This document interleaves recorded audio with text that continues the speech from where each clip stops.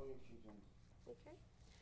Hi, and we're back to more of It's Janice. I'm your host, Janice McLean Deloach, and I've been joined with the director, Mr. William Honeyblue. Hi. Hello.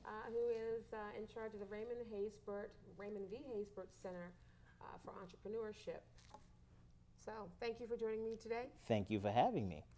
Tell me what brings you to the Greater Baltimore Urban League and how you became the director of the Raymond V. Haysbert Center. Well, I've been an urban leaguer for almost 2 decades. It's one of those things they say, once an urban leaguer, always an urban leaguer. Okay. I joined the Urban League through its... Actually, Lyda Newman. Okay. They're not the same photo. Are they the same person, though?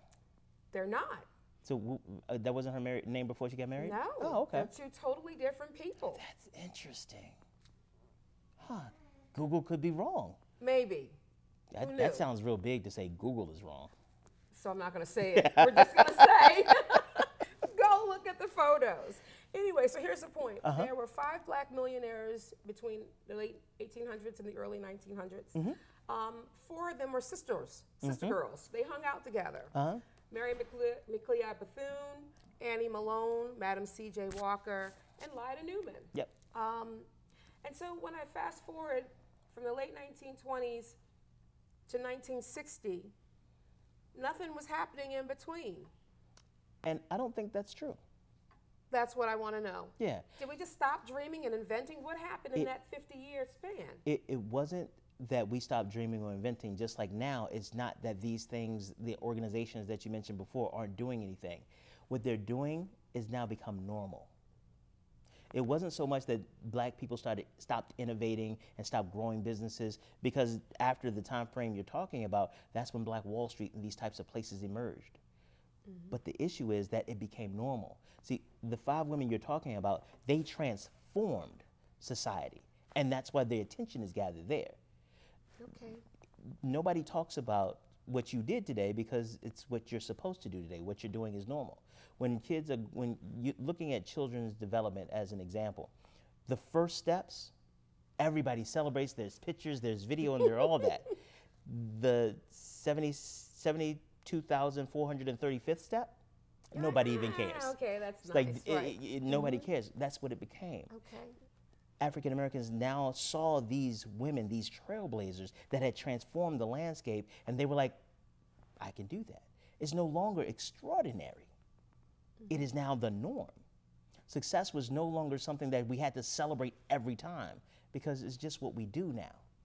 That is how the dynamics get changed. That's how society moves. In our histories, we focus on exponential change and exponential growth, but the reality is, it is the increase, the slight increases day by day by day that make the change, and that's where you see progress in the aggregate when you take a step away. That is what happened. That is the difference. And going back to the opening of your questions about the civil rights organizations. And I love them. Listen, I'm not bashing. Absolutely.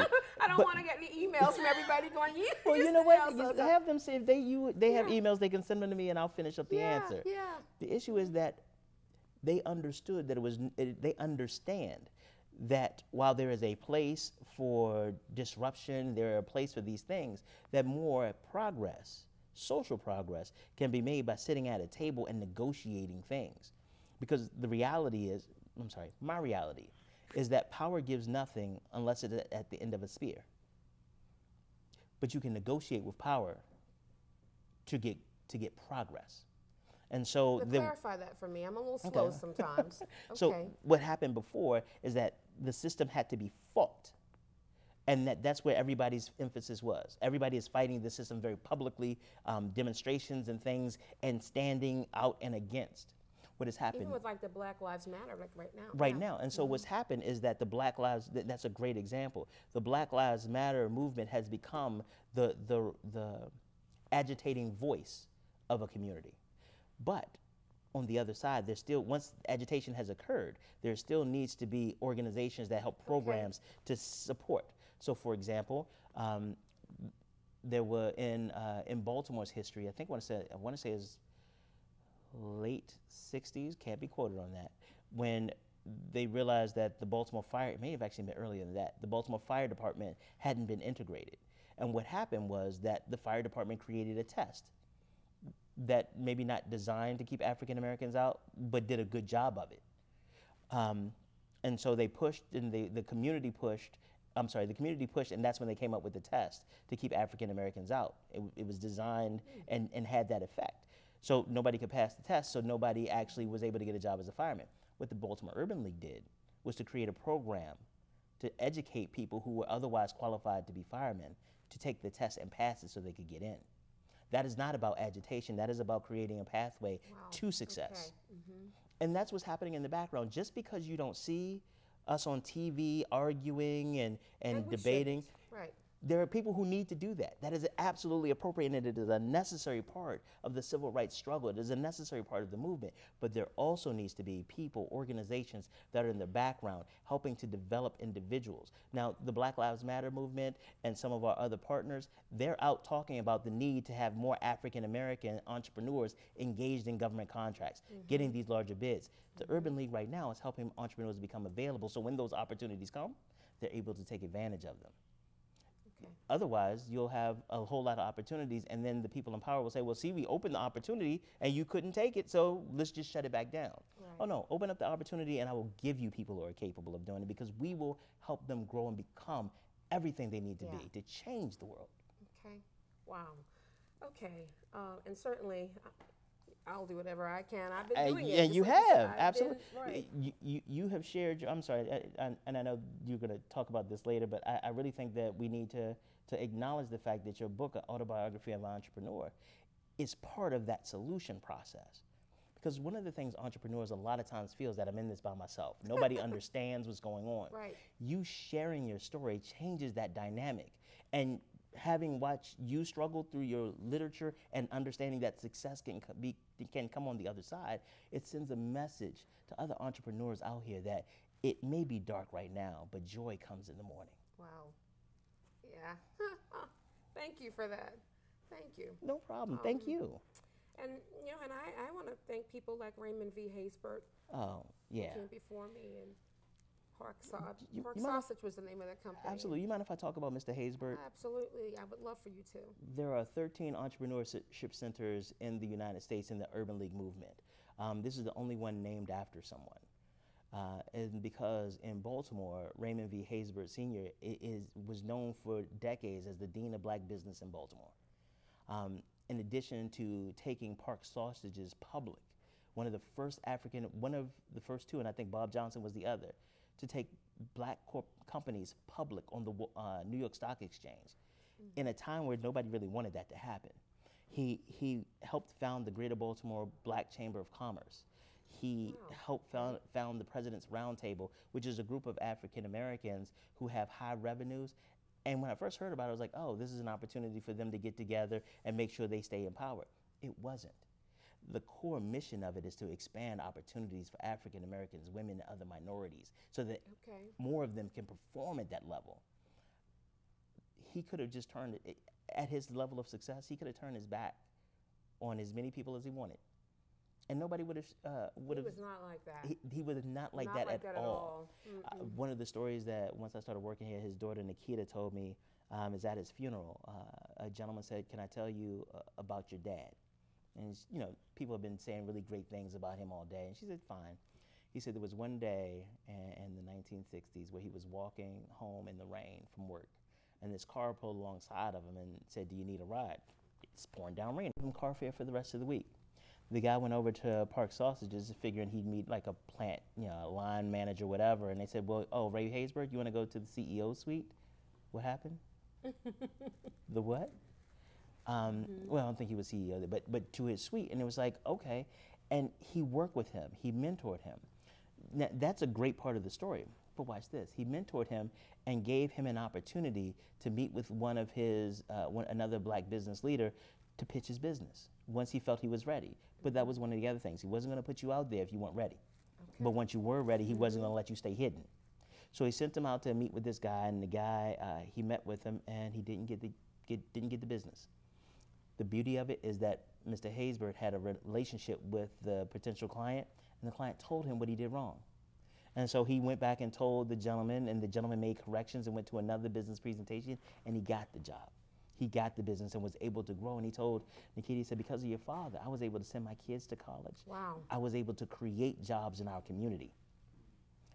That is what Raymond Haysbert's legacy is to Baltimore.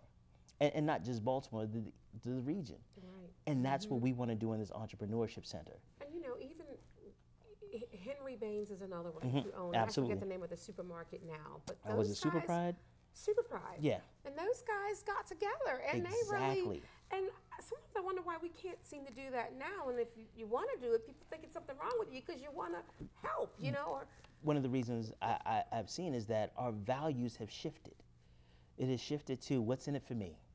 What am I going to get? And not even in the long term, but in the short term. Not realizing if you operate from a place of finite resources, you will always be in competition with somebody else. If you understand that the pie is big enough for all of us to eat, you're going to work together so everybody gets fed. That is, I think, where we lack. We teach our kids to compete with each other. Why can't you be more like him? We teach our politicians, we teach, and don't get it twisted, we teach our politicians how to behave and by our responses to their behaviors. We teach our business owners how to behave based on our behaviors. And we reward them for fighting. Whoever wins, and think about where you get the most money in entertainment now. MMA, football, some of these reality television, even it is how real can we make the competition and the destruction. That is where the money goes. And us rewarding that behavior by watching the programs, buying the products, mm-hmm. will just exacerbate the situation we're living in. At the Haysbert Center, one of the things that we do is we introduce our clients to our other clients.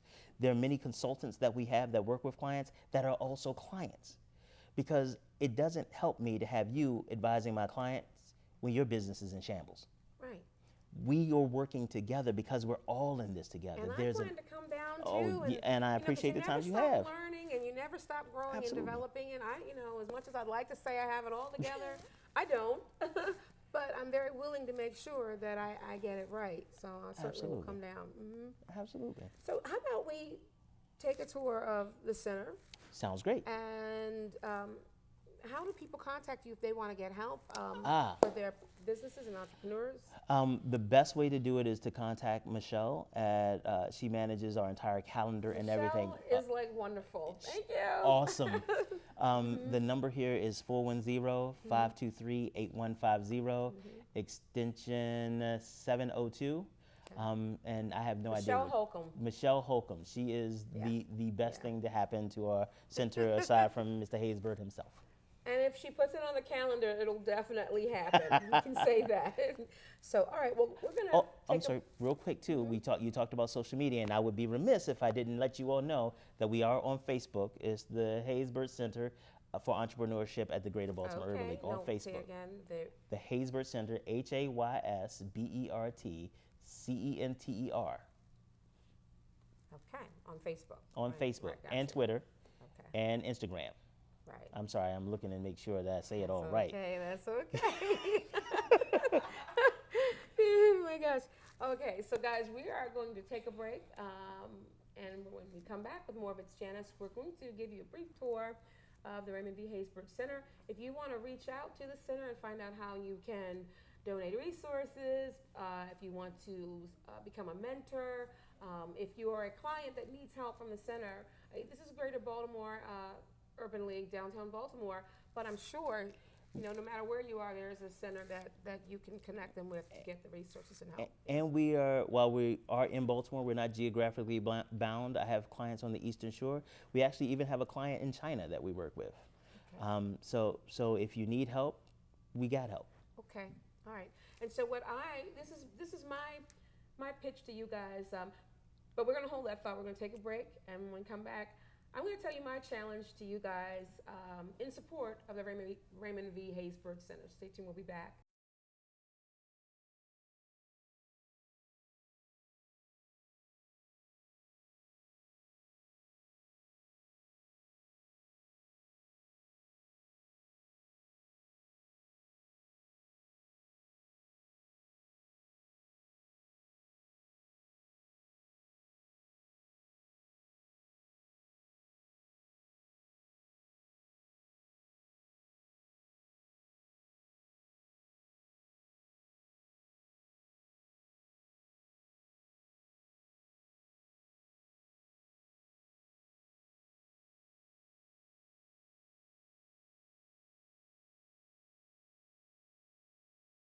And so we're back with more of It's Janice. I'm Janice McLean Deloach, and I've been joined by Director William Honeyblue Jr.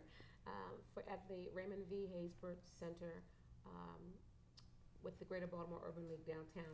So here's the challenge. I wrote this book. This is my book. It's called Autobiography of an Entrepreneur.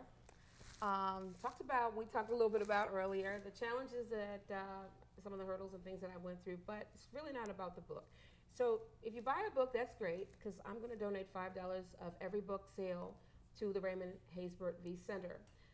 That is not to encourage book sales. If you buy them, great, but I hope you learned something from the book. But it is to put my money where our talk just was. Whether it's $5 or $35, maybe it can help buy some business cards for somebody at the center, because there were days that I couldn't even afford business cards. So it's kind of hard to be professional when you're writing your name and your business down on paper to hand it to people, even though they may throw it in the way or they might take pictures and social media and all that kind of stuff. It's still important to have some kind of seed money, so that's my challenge. Autobiography of an Entrepreneur, it's on Amazon.com. The money will go $5 from every book sale. The book's $20 will go to the Raymond V. Haysbert Center. So that's my pitch. I know there's more of you out there who've got a lot more money than I have. Call up, make a donation, make a contribution, help support the center. Let's plant the seeds of entrepreneurship and small businesses again, get these businesses growing and create some jobs in our community. So that's all I've got on that. Thank you very much. Okay. All right, guys, so now we're going to go take a tour of the Raymond V. Haysbert Center.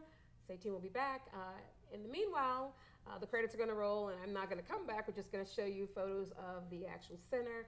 If you want to learn more about It's Janice, you can go to www.janice.media. I'll see you again on the next segment. Thanks for watching.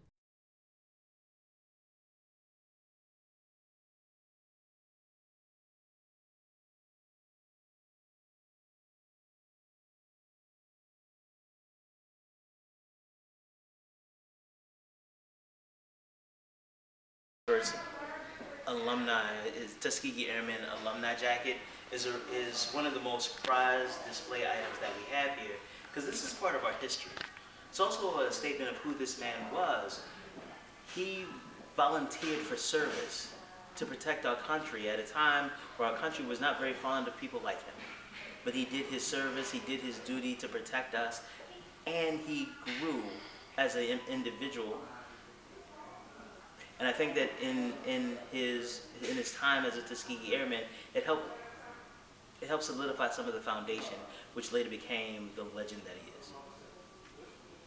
Okay, let's take you this way and take a look at some of the other pieces.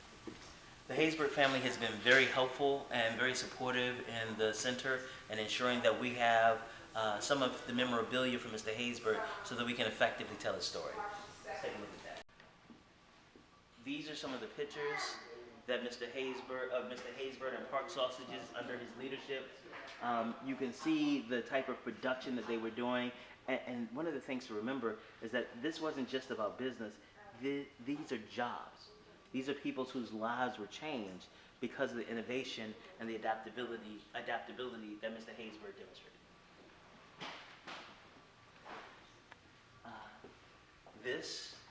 This is a wall of some of his awards and achievements. As you can see, the city of Baltimore honored him numerous times, covers of magazines and the like. And these are literally not even a full fraction of the things that, the honors and accomplishments and accolades that he received, but just a sample of the greatness that was him.